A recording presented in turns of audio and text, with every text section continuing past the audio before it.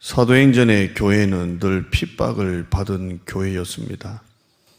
사도들도 성도들도 감옥에 가고 맞아서 피를 흘리고 예수를 믿는다고 죽음을 당했습니다.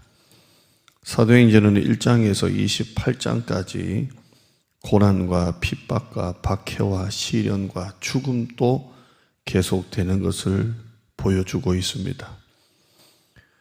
그 당시 예수를 믿는 것과 교회를 세우는 것과 전도한다는 것은 절대 쉬운 것이 아니었습니다.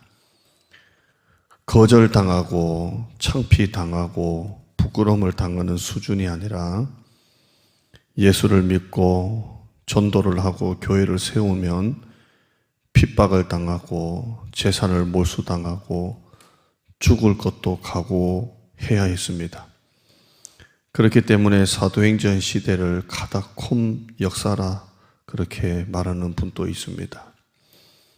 교회에 핍박이 일어나면 성도들은 흩어질 수밖에 없었고 그들은 지하와 무덤 속에 무덤에 피하면서 그렇게 생활하며 예배를 드렸는데 그러나 그 와중에서도 그들은 복음을 전하는 일을 쉬지 않았습니다. 역사적으로 보면 복음은 언제나 고난과 시련 가운데 전파되었습니다. 오늘의 교회는 초대 교회에 비교하면 너무나 편하고 쉽고 간편하게 우리가 신앙생활을 하고 있습니다. 그래서 교회들마다 성도들마다 복음의 생명력이 약해지고 있는 것입니다.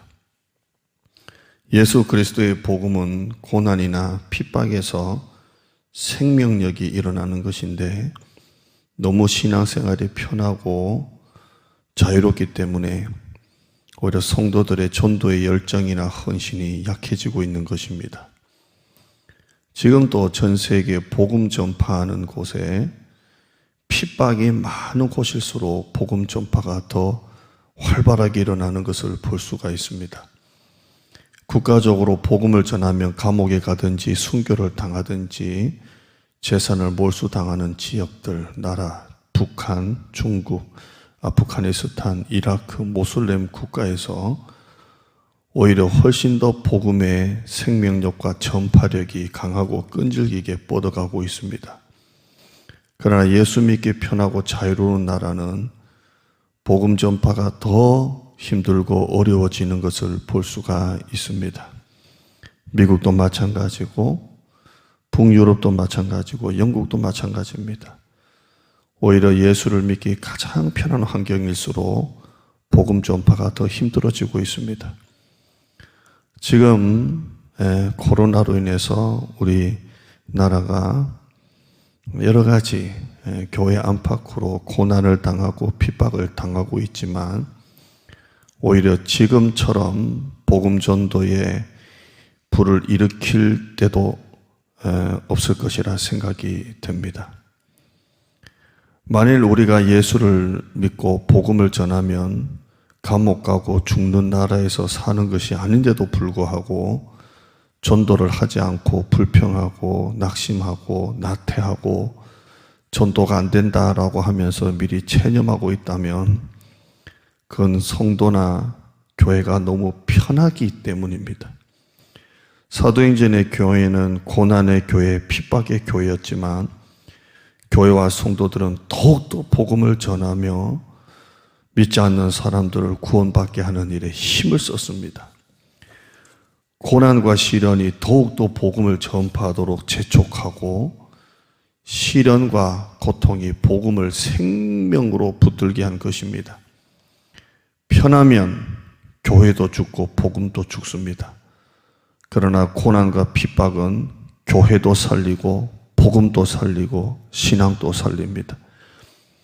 우리 교회가 사도행적 교회를 꿈꾼다는 것은 편안한 교회, 쉬는 교회, 자유로운 교회를 말하는 것이 아니라 복음을 위하여 고난을 받는 교회, 예수 그리스도를 세상에 알리기 위하여 부끄러움을 감당하는 교회, 구원받는 사람을 한 사람이라도 더 얻기 위하여 땀과 피를 흘리는 교회가 되어야 합니다. 우리 교회와 성도들이 명심해야 할 것은 편하면 병들든지 죽는다는 것을 알아야 합니다. 우리가 스스로 영적으로 깨어있고 어떤 시련이 와도 이길 수 있는 힘을 길러야 합니다. 첫째, 우리는 복음 전파를 위해서 나태함과 편안함을 이제는 버려야 합니다. 둘째로, 어떤 이유든지 힘들다, 어렵다, 부담스럽다, 부끄럽다라는 말을 하지 말아야 합니다. 셋째로, 복음 전파에 힘쓰는 성도들에게 우리는 더 많은 위로와 격려를 해야 합니다.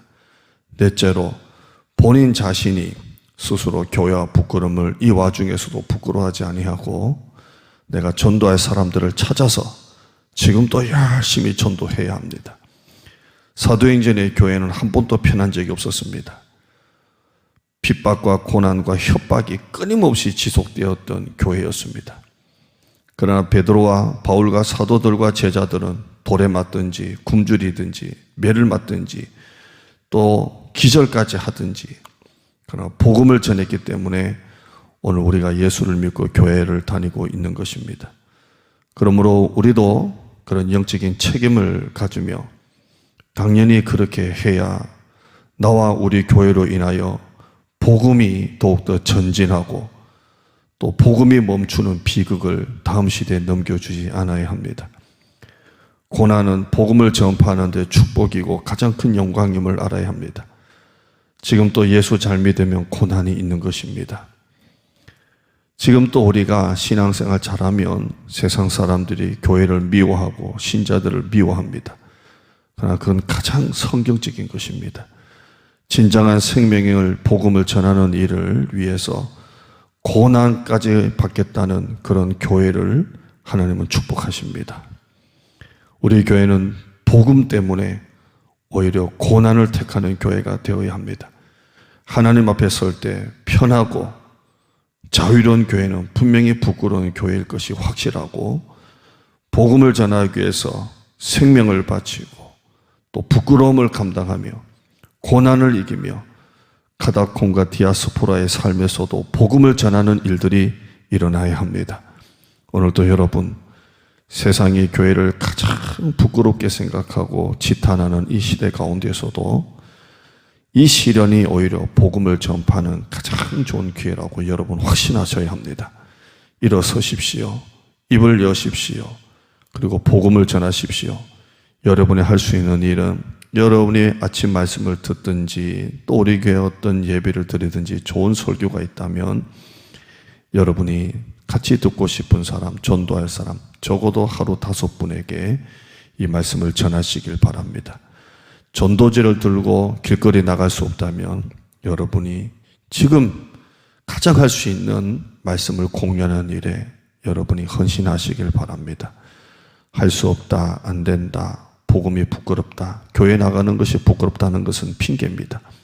오히려 이 시련이 복음을 전파하는 기회고 이 때가 바로 전도의 기회인 줄 믿습니다.